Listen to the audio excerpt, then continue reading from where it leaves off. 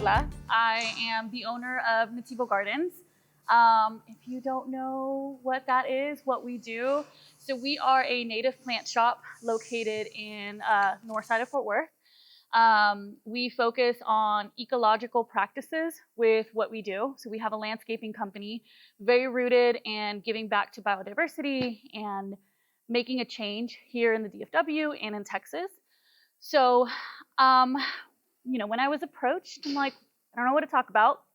So I thought, okay, well, what about the life cycle of our growing business? Because that has been something that we get asked often, is how did you do it in such a short span of time?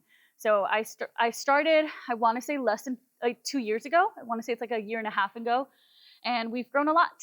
So I wanted to talk about the cycle of our growing business, and like the cycle of a growing phase, a growing plant, it always starts with the seed.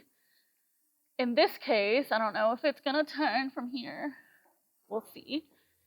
Yes, I'm the seed. So a few things about me. So I am the oldest daughter in an immigrant family. My parents are both from Mexico. I am the firstborn. And if you don't know what that means, it comes with a very, very important role in the family. I was the problem solver. I was the translator. I was basically the go-to person, the one that had to have and carry the family at a very, very young age. So I grew up really fast. I took on a lot of work in my family. I come from a family of entrepreneurs. So my dad had his painting company when I was a tween, maybe 9 to 10, 12 years old. So I would help him write his invoices. I would help him respond and set up his email, respond to his builders. I'll sometimes text or call his builders for him. So imagine, elementary school kid doing the work of an adult. So I learned a lot. I ended up taking a task that I didn't ask for, but it shaped me into the person that I am today. There was a lot of learning that I did at a very young age in talking with adults, one, two, learning how to email people, how to work in a small business, how to operate in a family-owned business. My family started a restaurant in 2017. I was in college at that time. So I was in college and trying to start my own business at the time as a wedding photographer. And I kind of put a lot of things on pause to help them start their restaurant at the time. And I believe I was 21 years old at this time. And yeah, so I helped them a lot throughout the years, but I'm grateful for the things that I've learned from them, grateful for the experiences, and that really shaped who I was and who I became. So growing up in that kind of family, in that kind of environment, I was a very high achiever. My family relied on me a lot, so I needed to be smart. I needed to make sure that I was good in school, that I was always achieving more, because my family crossed a border to start a new life, to want bigger and better things for us. So I wanted to make sure that I was the pillar child in our family, that my siblings coming after me would look up to me. So I was a straight A student, AB honor roll, gifted and talented, all of the things. I was in all the sports. I was always the team captain of my soccer team, basketball team, etc. I was always doing the most. And so I ended up getting a full ride scholarship to UTA. Yes, so I went to UTA for civil engineering. I was a big math nerd. Completely not what I'm doing now. And actually, which we'll touch a little bit later, I ended up dropping out of school to start my wedding photography business, to help my family with their restaurant. So it was a big change, but we grew a lot from there. Another thing that's really important to note about who I am, and just so you have an understanding of the person behind Nativo, I have ADHD to the max. I did not know this growing up because, I wasn't the common ADHD, or I wasn't hyper. I was bored easily. So in school, I would learn a topic and I was bored. I was ready for the next thing. So I was very talkative growing up. Very here and there, always willing to learn. I have a big research compulsion that I'm very proud of, but it's a blessing and a curse. So I go all into the things that really interest me. Another thing is I'm an Aries. So if you don't know a lot about zodiac signs, they are very fiery. I am very fiery. I am very spontaneous. My husband can attest to that. My husband is right here. He can attest to that. I am very fiery and very spontaneous and the type of risk taker. I will just say, you know what? I can do that. Easy. Yeah, that I can do. I can do it. I never see an issue of tackling a new hurdle. And so that brings me to, with every fiery person, there is a burnout. And so, because the theme is grow, if this will go to the next slide. I promise, I'm trying. There we go. This is my fall. So in the biodiversity forest world, you issue prescribed burns. It is a good thing for a forest to have a prescribed burn. It basically resets an ecosystem, and it gets rid of invasive plants. It adds more nutrients to the soil, and a lot of plants need heat to germinate and to start to bloom. So this was my prescribed burn of my life. COVID. It affected a lot of us, but at the time, I was a wedding photographer. I was a full-time wedding photographer, had been doing it for 2.5 years at that time. From 2016 to 2020, I was in the photography world, but full-time 2018 to 2020, I was a wedding photographer. And my business failed because events got canceled, etc. Without diving too deep, that was a shit show. So I lost who I was because I'm not used to failure. I'm a high achiever. I'm used to doing more, wanting more, and this was a huge ego hit for me. I didn't know how to take it. I didn't know how to take the failure. So I became very avoidant. I lost who I was. I befriended the wrong people. I started hanging around people I probably shouldn't have. And it took me a while to realize that I had to rebuild who I was if I wanted to follow in the tracks of wanting to do more, of wanting to be more for myself. So that goes into my germination era. Here we go, the sowing season. So the thing that brought me back was gardening. So at the time when I lost myself, my business was non-existent anymore. I didn't know what to do. I had taken a lot of skills that I learned throughout those years, throughout working with my dad, working with my family at the restaurant, doing social media to make our business thrive. I got a job in marketing with no degree. I was against other people who had college degrees, and I ended up getting the high-paying job. I was very, very proud of myself because I didn't think it was possible, but I did. So I got a really nice corporate job, and I was still not very happy with where I was because it really wasn't ever in the game plan for me. It wasn't really something I wanted to do. I never really saw myself doing corporate work, but I was still very happy that that's where I had landed. So for me, during that time, we bought a house. I was like, what can I do with my time? So I started a garden. I started with herbs, then I started growing veggies, then I started growing cut flowers. And the more I researched, because my research compulsion took over, I ended up landing onto native plants. And I learned a little bit more about sustainable regenerative gardening, regenerative farming, and I was just blown away by all the amazing things that I was learning. And when I kept reflecting, I'm like, why are we not doing this more here in Texas? Why is this information not readily available for people? I had to go into the nooks and crannies to find all this information, and I feel like it should have been something that was easy for me to find. It was easily accessible. Should be. At Home Depot, at Lowe's, when you go to these gardening stores, they don't tell you these things. And so I wanted to know why. And naturally, I am the type of person that, okay. Give it a second. So now we enter my germination era. So I saw an opportunity where not a lot of people were taking action. So I saw a need in the Texas landscaping market. I did not see the things that I was envisioning. I wanted this for my own house. And when I researched to try to find somebody who could help me, it was very hard to find. It was very hard to find anyone local. So naturally, I can do that. I can become that person that people can find locally.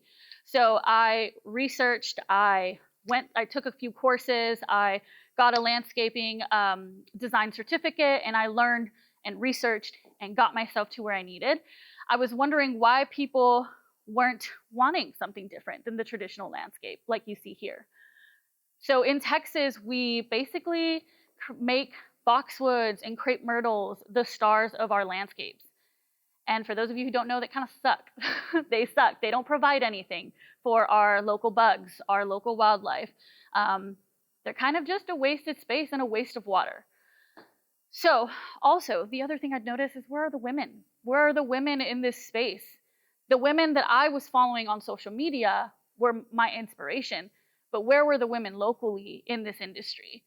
All of the landscape that I would see locally were all ran by men. And a lot of the times they didn't know jack shit about plants. So I'm like, what? They're just guys. They're just dudes. And so I'm like, where are the women? Where's the passion? Because I know my husband isn't searching for a landscaper to put flowers in. I'm telling him, hey, I need somebody to put flowers in. It's usually the women that are wanting the gardens. No disrespect to the guys. I know you like gardens too. But most of the time, it's the wives. It's the women that want to step outside and they want to see the butterflies. They want to enjoy the garden. So this is one of my clients' house. This is basically what they started with. And I, for myself, for the business that I wanted to create, I wanted something more. Okay. I wanted something more. I had a vision in mind and I wanted to get myself to that point. So there we go. This was the vision. This is the same yard. Now they are a wildlife habitat certified yard. They have butterflies, dragonflies, birds, everything coming around. They don't waste as much water anymore. And this was the vision. At the time, I didn't know that I could get there. I didn't know how to get there. I was still trying to figure that out. But this was the vision that I had, to influence more people to convert their grass lawns to an active environment, active ecosystem. So how do I get there? That was kind of my goal at this time. What do I do? How do I influence people? What do I need to do to make my voice heard? So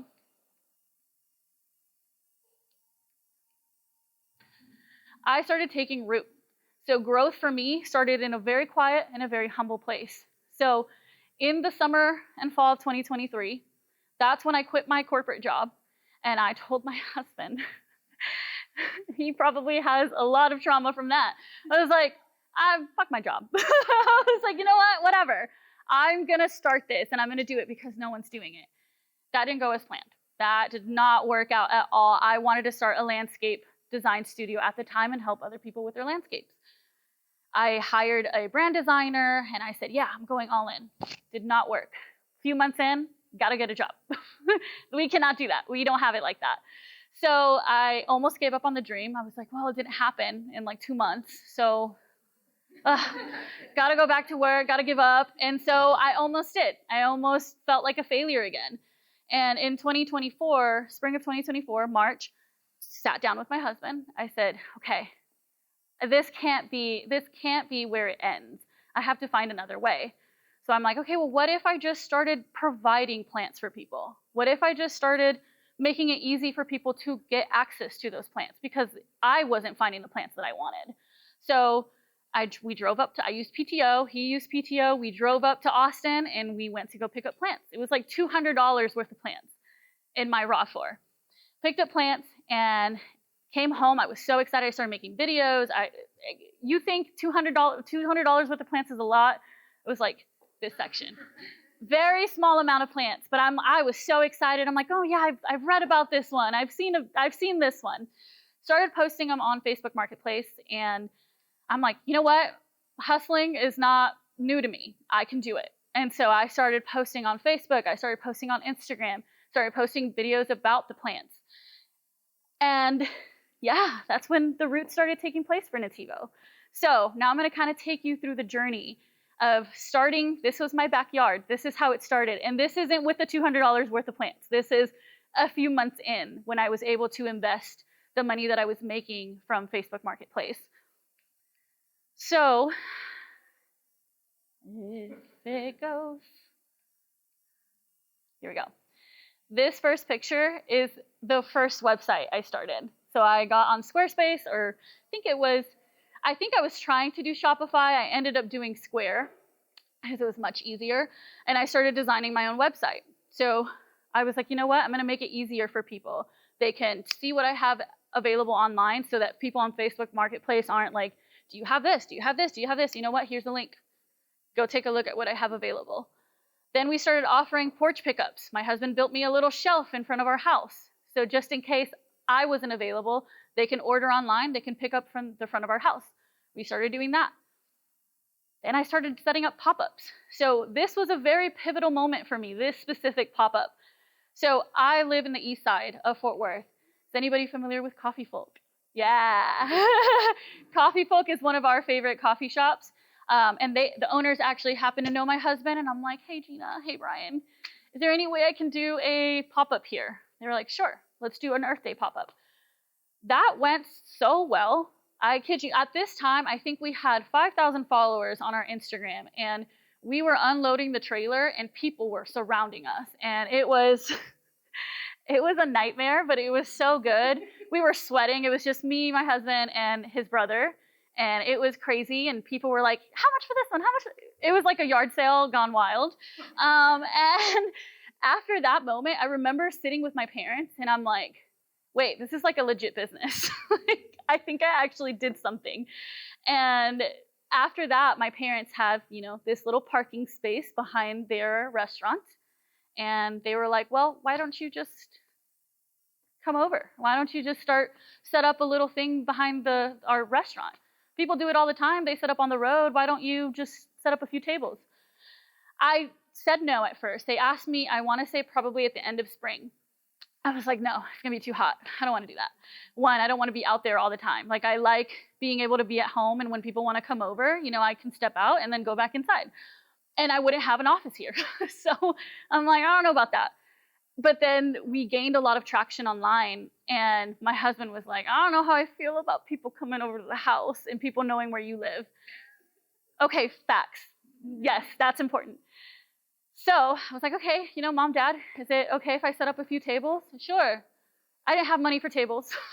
So we got pallets from the warehouse down the street, and we set them up on cinder blocks, and we did what we could. And I invested the little things that I had. I got more plants, and I created a space. And at the time, I think I had about 15,000 followers at that point on Instagram. And people were coming to this little pocket in Northside right next to the stockyards. And they were like, where is it? We're behind the restaurant. And it was just fun to see it grow.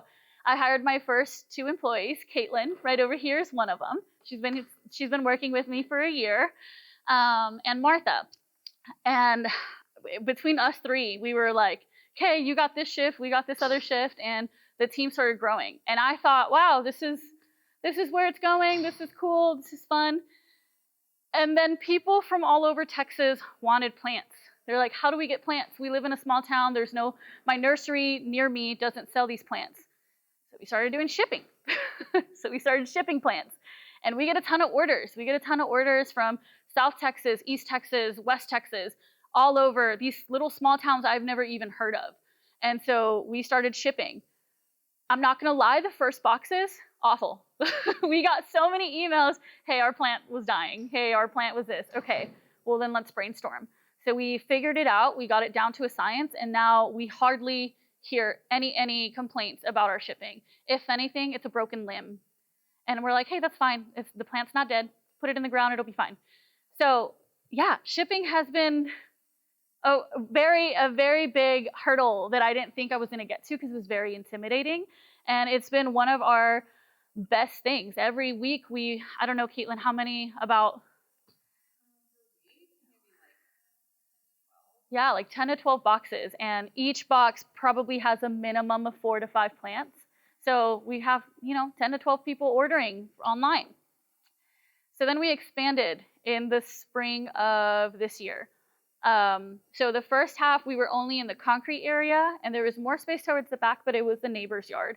So I talked to the Taekwondo place next door, and I said, hey, you're not using the space in the back, and there's weeds growing. Is there any way I can come in and, start scooting my plants over there? He was like, yeah, sure, that's fine. Just leave me a little space to park my truck. And so we moved. My husband's business, or my husband's company that he works for, they created the sign for us. My dad built the wall for us. And yeah, this was I believe this was February of 2025. And then that spring was insane. I had never seen that many people come to our shop in general. And we made so many sales. It was crazy because we didn't know how to keep up. This was a event that we hosted. We hosted a cute little workshop, and I've never seen so many people in the back of my parents' restaurant. Like, my parents were like, hell yeah, you're bringing people to eat too. And so they were very, very excited. And during this time, we decided, well, let's launch our landscaping company. People kept reaching out to us. Do you do design? Do you do landscape? Keep in mind, that's what I wanted to start with. And whenever I was doing all of this, I'm like, how am I going to find the time to also do this? I found the time. I found the time. I made it happen. And so this was the very first project that I booked. So this is only halfway through the process, but it was a very large project. It was a 1 acre project. I bit more than I can chew, but I figured out how to chew it. So here we were. And yeah, so that's kind of been the growth of this year so far. And now in the fall season, we're ending our second official fall season, and it's been really, really crazy to see. So a little bit of the growth. So we grew from being a one-woman show to now having a team of 10. That is split between our retail staff and our landscaping staff.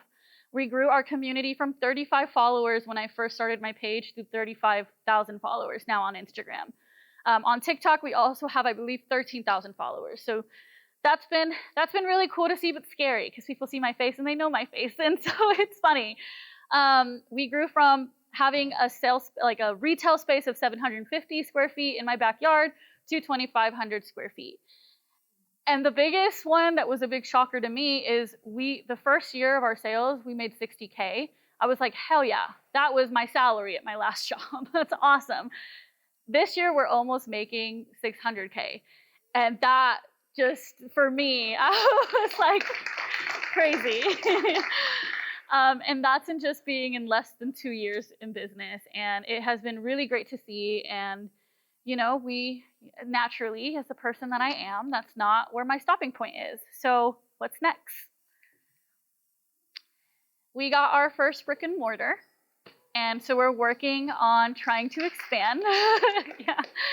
So we are going to be moving closer to downtown.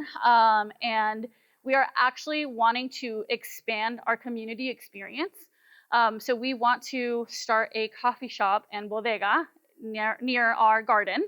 So that way people can have a coffee, enjoy plants, have a sandwich, enjoy plants, and come and buy little gift shop things made from local creators, or just grab some pantry staples that you won't really find at Target or Walmart, and so we want to make it a very fun experience for people. Our goal is to make it a third place for people that they can come and chill.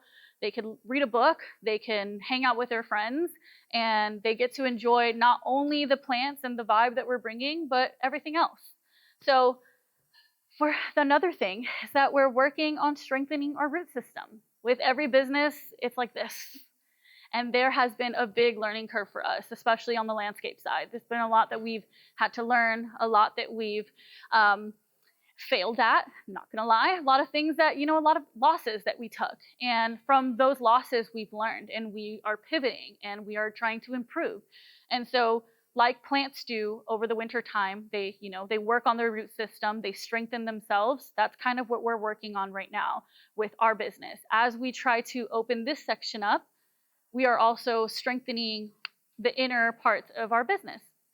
And yeah, now we're preparing for 2026 spring season. And that is the journey of our business, Nativo.